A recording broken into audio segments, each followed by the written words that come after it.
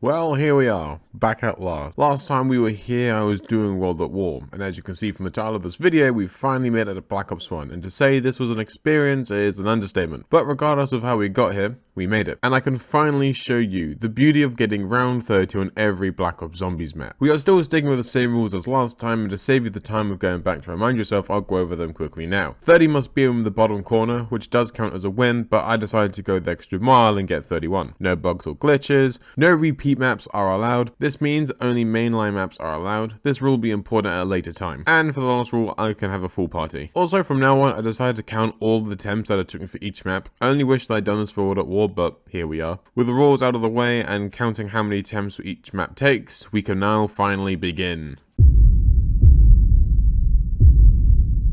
Kino der Toten is probably one of, if not the most iconic map of Call of Duty Zombies, being set in a Nazi German theatre. Starting with me is Rob, who you all saw join me in both Shino Numa and Doris, and he decided to join me this time for Kino. On round 4, Rob made a small rule, being the first one to die is gay, so I kept this in mind.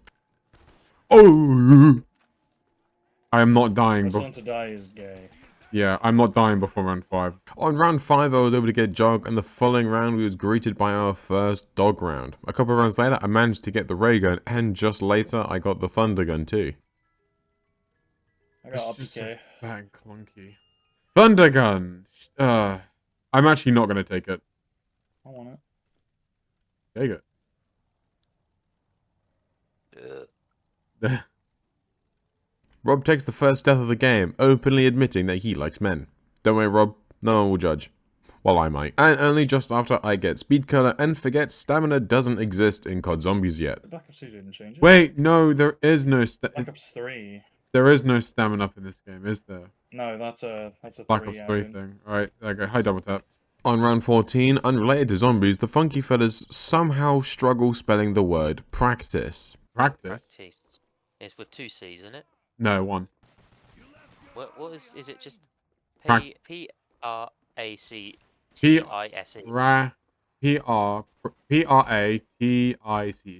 That's how I'd spell it. That's practice. Hold on. That's practice, wait. No, there is 2 C's. Is there? Yeah, it's P-R-A-C-T-I-C-E. How the fuck did I ever pass English? Terrible. I'm not sure how, but this shows our maximum intelligence. On round 17, Rob claims that this is the easiest one for sure, only for him to die a few seconds later. Shit. And speaking of Rob dying, he also died on round 20, 22, 23. On round 24, he admits to not being a fan of Black Ops 1. The more I think about it, the more I don't like this. Hasn't played Black Ops 1 much. Now beginning that game. To understand why. And solidifies this fact by dying again on round 25, twice on round 26, and his final and 9th death on round 29. Just to add on the end, I'd like to mention, I didn't die a single time on Kino, I'm just simply better. And as Rob abruptly ends the game on round 31, Kino only took 1 try. Trying to kill the remainder of these fuckers with a pipe. I know, I'm watching. Go on! You got this! Last one! Suck. You've got no Last hand. one! Yeah! Wait till 31. Come on. No. Come on. Come on. Yeah! I was in the game.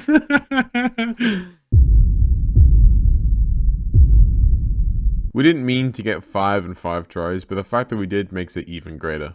We started off with me being the first to die, and apparently me dying on round 3 wasn't enough, so I died again around 4.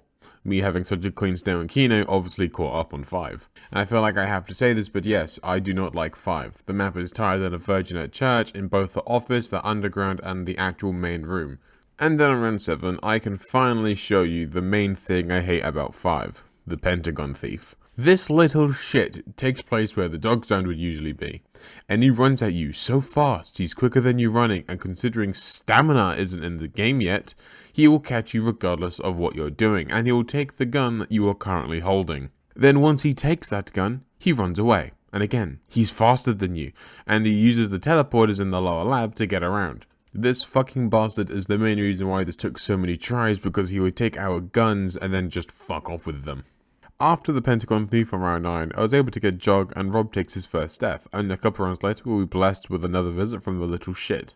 And then only a round later Rob died around 13, and now after watching it I realized I had monkeys and I definitely could have saved him a lot easier than how I did. but I'm not sure why I didn't use them. My bad. And then once I try to get back to my spot, I get lost in the teleporters, which I guess is kind of a blessing because I was able to get speed color in the process, but I still fucking hate the teleporters. After this, the next Pentagon thief forgot he actually won, and again, his speed, taking our gun, conveniently he took my best gun, and just dashing to the teleporters makes it look like a fucking Looney Tunes skit.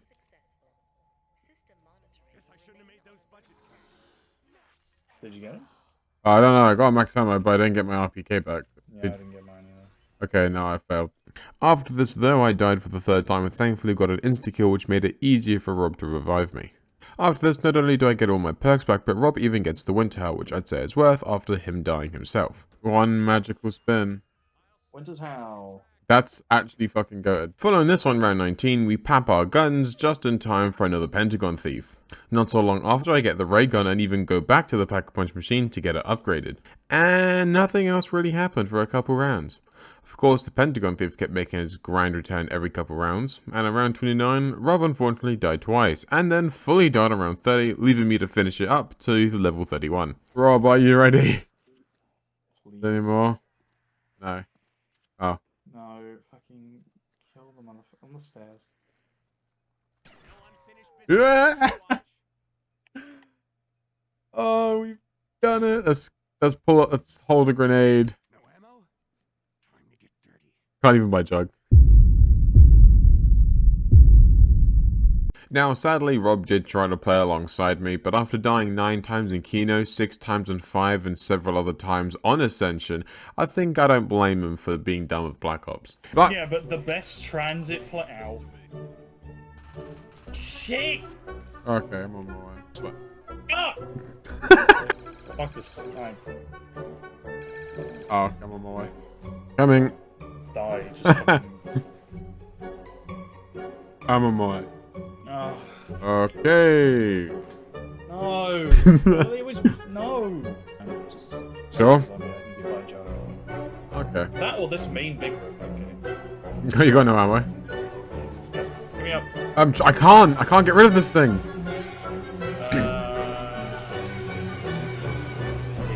I'm dead. I mean, I have bullets. I spanned the box. Oh, for fuck's sake. I'll find it.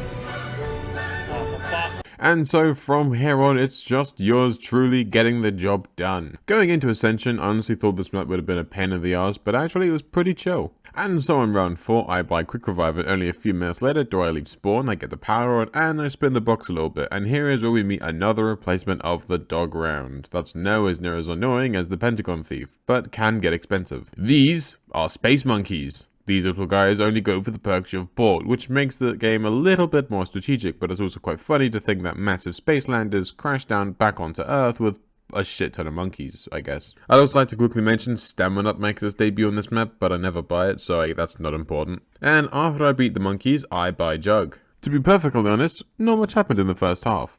Most of it's just me setting up and everything was going as I hoped, apart from box log. Shocker. From round 8, I began doing all of the landers to get Pack-a-Punch and decided to train in the spawn room for some of the early rounds. On round 11, the monkeys came back, and despite losing Jug, I was able to get it back after defending Quick Revive, and then after this, I was finally able to get the ray gun, and then immediately decided to blow up the spaceship. By round 14, I'd finished setting up by upgrading the ray gun, buying speed color, and buying the one perk that carried this whole thing from here onwards, possibly the one perk that has 0 haters. PhD.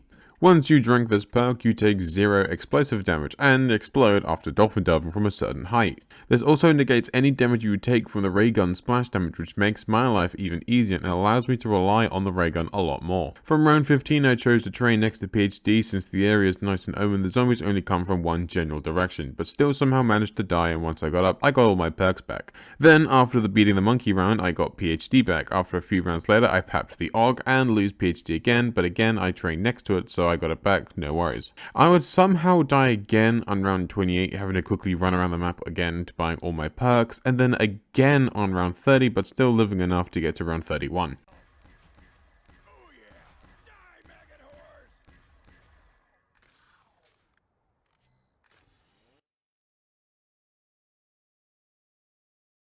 Yeah! Just gonna be honest out the gate with this one, I'm not a fan of Call of the Dead. Now while I do enjoy it more than 5, this isn't a map I'd re-download the entire game to play. That being said, once I actually got set up, it was just a matter of burning through the rounds. That doesn't mean it was fun, but I had to get it done. Unlike all others, on round 1, I start by buying Quick Revive, and here we find an important part of this map. Big George Romero. He slowly follows you around the map and hits you with his giant stage light that he carries around, and it's able to stun you. However, when you damage him, he will turn into a zombie, get a speed increase, and the only way to calm him down is with the icy water that you can find around the map. That's really the only gimmick of this map. After a while, I'd leave spawn and go turn on power by round 4, and only 2 rounds later, I'd get Jug. This is where I actually get some good box luck as well, thankfully. And it's only around there do I open up the last few doors I thought I needed to open up and begin training below the lighthouse. In the next few rounds, I buy a PhD and somehow manage to pack-a-punch the ray gun. This is also the first map I believe to introduce a rotating pack-a-punch machine, and I just so happened to be in the right spot at the right time. After several rounds of searching for speed color, I would give in and go to Google. And sod's law, it's behind the one door I didn't even see leading up to the area I didn't even know that existed, despite I had searched every other corner of the map. For the next several rounds, I would accidentally anger Big George and fail to come across the pack-a-punch machine again like I did when I done the ray gun. This is by far my least favorite mechanic, and it is totally a skill issue because I just don't understand it. But finally and eventually on round 26 I would be able to pack-a-punch the AKU, and again on this round I would slightly anger George, but since the training spot below also has a small ice pond, I would use it to calm him down. And that's basically it. I'd anger George a few more times and just climb the rounds to 31 and just let him kill me afterwards.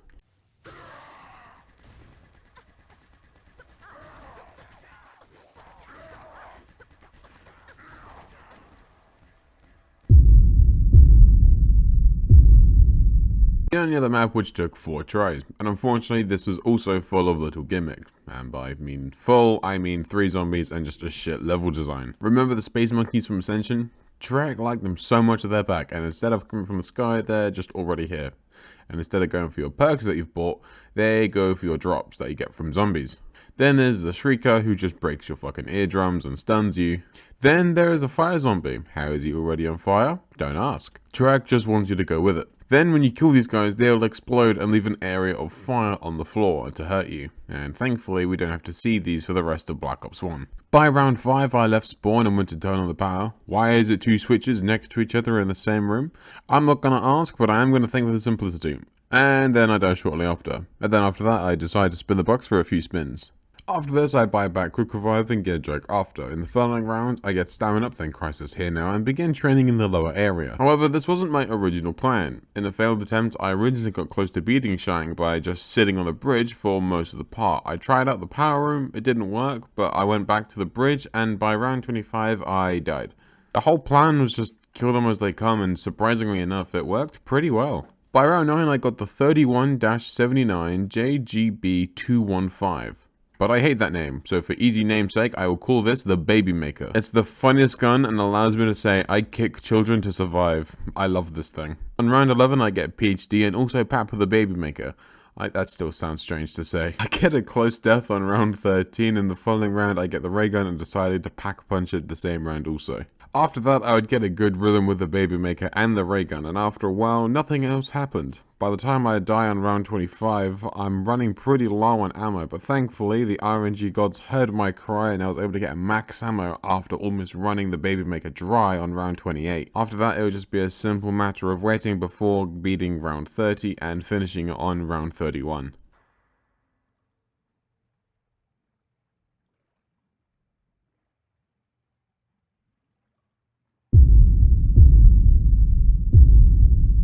And now we're at the final map of the game, and being the last, it's the most interesting and poetically took the most tries, and that's just down to 2 reasons. Unlike the other 5 maps of the game, you have a normal starter room. Here, you start at Area 51. This area technically doesn't have any rounds, but the zombies will progressively get stronger and faster. There are 2 perks, Jug and Speed Color. There is a 50-50 chance to get either one of them. You can gain points in this area, so you could leave with a perk, and I quite liked to leave with a perk. I preferred Jug. You can leave without, but it's just nicer to leave with, so this is why it took so many tries. And so, starting round 1, I was able to leave with Jug and bought Quick Revive shortly after. On round 5, I open a door to buy the MPL to try and get as many points I can before properly leaving the starting area. When I get to the top of the lab area where all the Nova crawlers are, I chose to go right since this leads into the dome and this is where I chose to train. The next few rounds I began opening the box. I got a weird light bulb which takes place for your monkey bombs, and then I got the zap guns, which wasn't what I was looking for, but considering how they don't do splash damage and I'm not needing PhD, I was pretty happy with it. Then I meet Ponygirl66, yes, that is her actual name. This is the second reason why this took so many attempts. The Wandering Spaceman is much like Big George from Call of the Dead. He doesn't do much, but will just simply follow you. The annoying bit of this is that when they actually do get you, they have such a tight grip you can't escape. I've never been able to escape. I'm not sure if you can escape, but if you can, then good for you. They'll also teleport you to a place on the map, which for me has been spawn every other time, and they also take whatever perk you have first in your slot. They'll also leave you on a flashing red screen where anything could sneeze on you and you'll die. Later on I grabbed the Hacker, which is an essential piece of this map. Like Shang, I had a good run previously, but on that run I let both excavators destroy both tunnels. And then I found out, when you get back to the spawn area, you can't then go through to the rest of the map. So on this run I made sure not to make the same mistake. Like on round 10 where Tunnel 6 excavator was activated.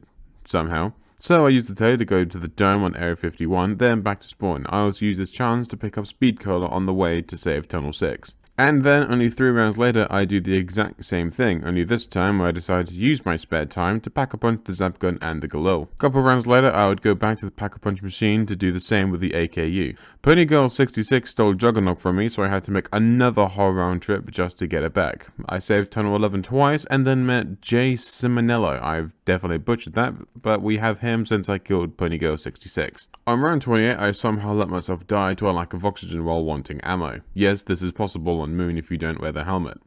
I take the telly in hopes of buying back Jug, but got Speed Color instead. I use this opportunity to save Tunnel 6 in the process. Moving over to round 29, I got Quick Revive back and also Double Tap, and then I used the weird light bulb thing, which teleported me back to my training spot, which would be great if I didn't use it again, which took me back to spawn. Then after some very wide and careful training, I would beat round 30. I wanted to unmute myself so you could all hear my great happiness, only for the game to break, which is fucking amazing.